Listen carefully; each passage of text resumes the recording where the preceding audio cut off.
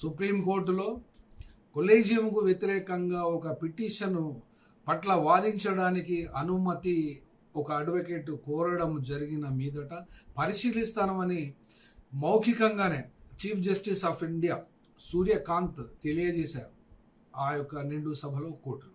అదేమిటి అంటే జాతీయ న్యాయ నియామకాల commission, national judiciary appointments commission దీన్ని ఇంగ్లీష్లో అంటారు.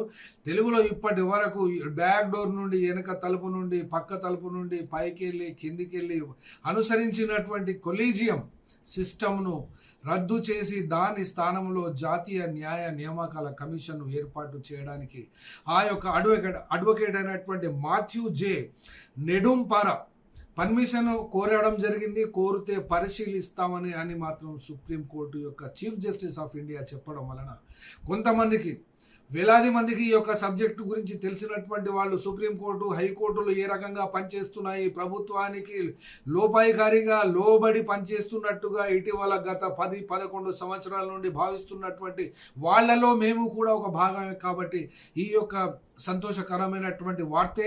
కానీ ఇది కార్యరూపము దాల్చి ఈ యొక్క జాతీయ న్యాయ నియామకాల కమిషన్కు మళ్ళీ మద్దతు పలుకుతారా లేదా అనేది కూడా సంశయంగానే ఉంది. ఎందుకనంటే ఈ యొక్క బిల్లును నేషనల్ జ్యుడిషియల్ అపాయింట్మెంట్స్ బిల్లు 2014లో 99th అమెండ్మెంట్ ద్వారా, రాజ్యాంగ సవరణ ద్వారా 2014లో ఇది లోక్సభలో పాస్ అయింది. లోక్సభలో పాస్ అయినటువంటి డేట్ 13 ఆగస్టు 2014లో, మరియు రాజ్యసభలో 14వ తేదీ 2014లో ఇది పాస్ అయింది. కానీ 2015 అక్టోబర్, ఇక్కడ అర్థం కావాలి, 2015 అక్టోబర్ నరేంద్ర మోడీ ప్రభుత్వం వచ్చిన తర్వాత 2015లో ఇదే సుప్రీంకోర్టు బెంచ్ అయినటువంటి ఐదుగురు జడ్జిలతో కూడినటువంటి బెంచ్ ఈ యొక్క బిల్లును మొత్తమే, ఈ యొక్క చట్టాన్ని మొత్తమే కొట్టివేయడం జరిగింది.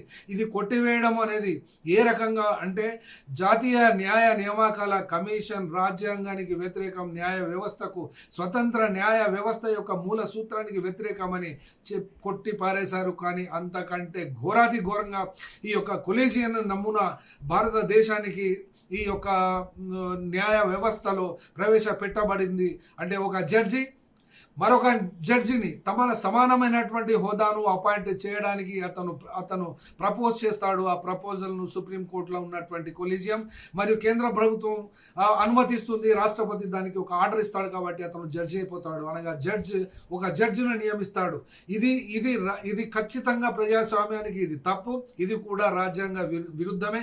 ఈ యొక్క జాతీయ న్యాయ నియామకాల కమిషన్ పునరుద్ధరిస్తారని ఆశిస్తున్నాము, డిమాండ్ కూడా చేస్తున్నాం.